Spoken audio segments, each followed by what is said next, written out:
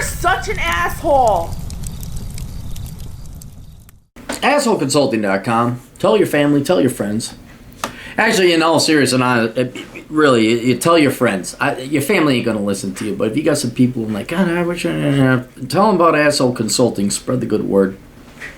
I do have these bumper stickers. I got to make another. I know a lot of you already asked, hey, I got a list. Everybody's email and mailing addresses there. I got these bumper stickers. I could send them out.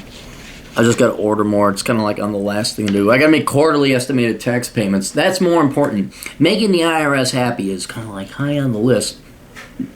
Shipping out bumper stickers is not. Hi, Aaron. To refresh your memory, my first video request was called Guilt Over an Ailing Father back in 2015. And then I wrote to you again last year for a video called Leaving Town After Breaking Up with a Girlfriend. I do remember these. I remember the last one more recently, where I debated leaving my current city at the time, which was Seattle, and moving back to California to take care of my father. My dad passed away in December. Well, I'm sorry, but it is good that he passed on and he's on a better place. And a few months later, I returned to Seattle and got a job as a tech recruiter. I currently make $63,000 a year, and this job sucks for obvious reasons. So I started teaching myself basic Ruby and HTML for the last 3 months. Awesome. The issue is I can barely stomach another day of waking up and going to a job I hate and see no future in. I also have $1,100 a month lease on an apartment which ends in February 2018, so I feel stuck in this job until then. I've been self-teaching programming part-time for the past few months, usually 2 to 3 hours on the weekdays and 6 hours on Saturday and Sunday, but still at the moment I go into my day job from 9 to 5, I usually forget most of the new material I've learned. It took me 3 months of part-time learning just to feel like I've covered just 50% of what there is to know about Ruby. Okay, so you're 50% there, dude. Look, you're dedicating that much time, you must have learned something. I think you're underestimating how much you learned. You're not going to be like this pro programmer of Ruby. But that's some serious time. 2 to 3 hours on the weekdays, and 6 hours on Saturday and Sunday. You know more than I do. It took me 3 months of part-time learning just to feel like I've covered just 50% of what there is to know about Ruby. I've been heavily debating on just quitting my day job and enrolling in a programming boot camp and becoming job ready in 3 months and be done with it. My question is, should I just stick with this shitty-ass job and continue to self-teach until I'm ready to apply for a developer job, which could take who knows how long, and not risk any money going to a boot camp? I know this option saves me money, but I feel like I'm wasting huge time sticking with this job when I could be programming full-time. Well, keep in mind your job pays pretty damn well. $64,000 a year, that's a good job. I know you don't like it, but it does pay well. Or should I just quit my job? Wait, hang on a second. Or should I just quit my job, enroll in a boot camp, dig through my savings, and finish in 3 months and be done with it? If I choose this route, I plan on moving back home to California once my lease is up so I can live rent-free while I look for a job. Are you sure you want to go back to California? Because they're going to tax you. Whatever you save in rent, they're going to tax you. Washington State has no taxes. Income taxes, state income taxes. Quick details on my financial situation, and this is what he should have told me first. I have about $75,000 in savings. Seattle has plenty of reputable coding boot camps with high success rates coming in, costing at $10,000 to $14,000. The money really isn't an issue for me. The problem is I don't know which route I should go since I'm already in the situation of having a full-time job and an apartment lease.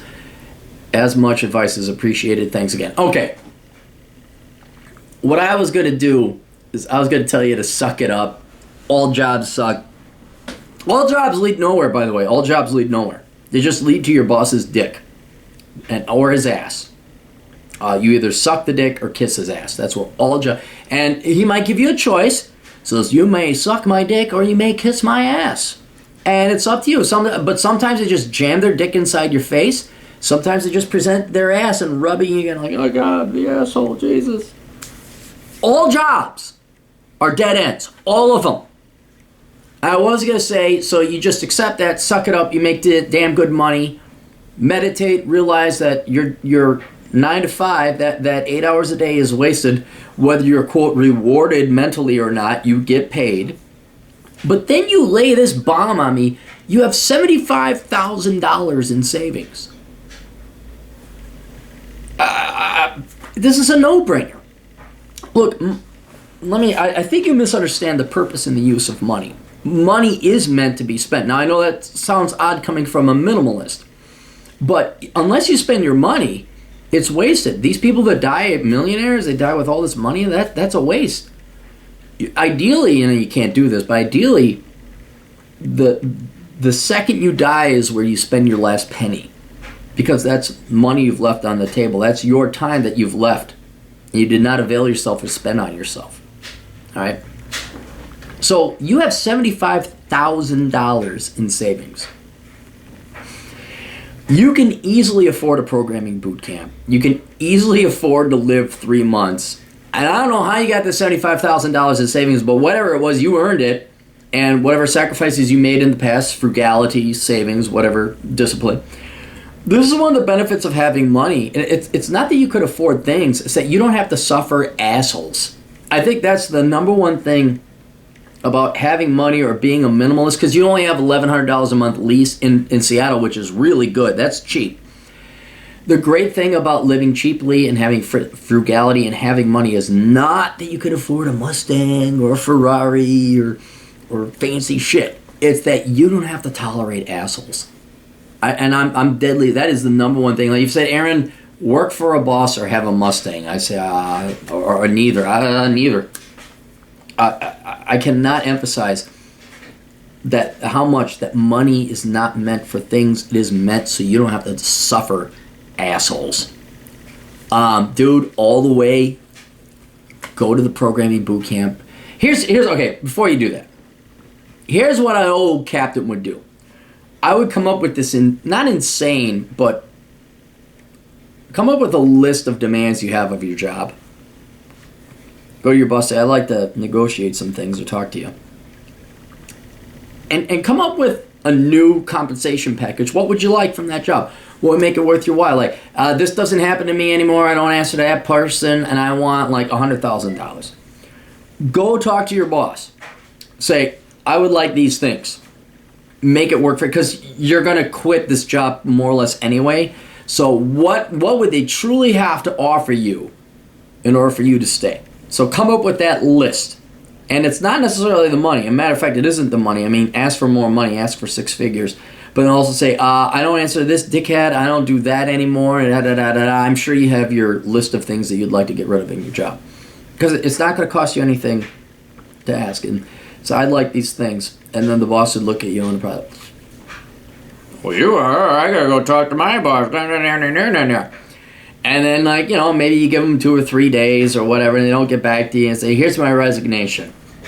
And like girls, they'll maybe come back to you. Hang on. But if they don't, it doesn't matter because you're already committed. This is such a no-brainer to me. You have so much money saved up that it is absolutely worth you taking some time off. Go do the programming boot camp full time. You obviously have the dedication if you're spending your free time. This job is making you miserable. I can't imagine what it's like working a full-time job and then having this level of 2 to 3 hours on the weekdays and 6 hours on Saturday and Sunday.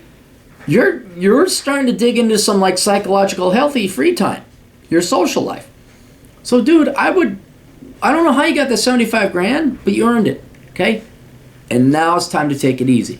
Go study. I guarantee everybody in the comments section below, every old man's like, dude, you totally go study. Just do your programming boot camp, whatever it is you want to do. Spend your $10,000 to $14,000. Dip into your savings for living expenses for the next 3 months. It's not going to be that much.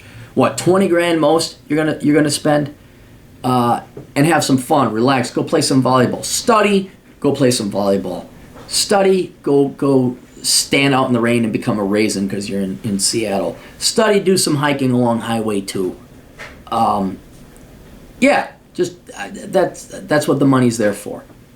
And you're going to be happy, you're going to be in a better mental state, and you're likely going to have better job prospects once you graduate. But me being the eternal capitalist and opportunist and Machiavellian, I would totally like throw up a highball offer to your boss. Say, I need this, and that. And they go, I don't think we could do that. Okay, see ya, but here's my 2 weeks resignation. And then you're done. And you'd be amazed. Don't be surprised if they come back and actually agree to, and you say, no, I need these things. Like, I could probably ask for more. But this is the bare minimum. It's not negotiable. well, you can't work from home. How do we know you're working? And I know Bill might go long at meetings, but, that's kind of rude if we force everybody else but you to go, yeah, well, that's why I'm fucking special. I'm smarter than you motherfuckers. All right. Hope that helped out. No brainer. Go to programming boot camp.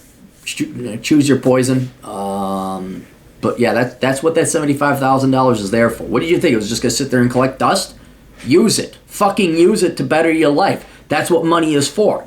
All right. We'll see you kids later. Toodles.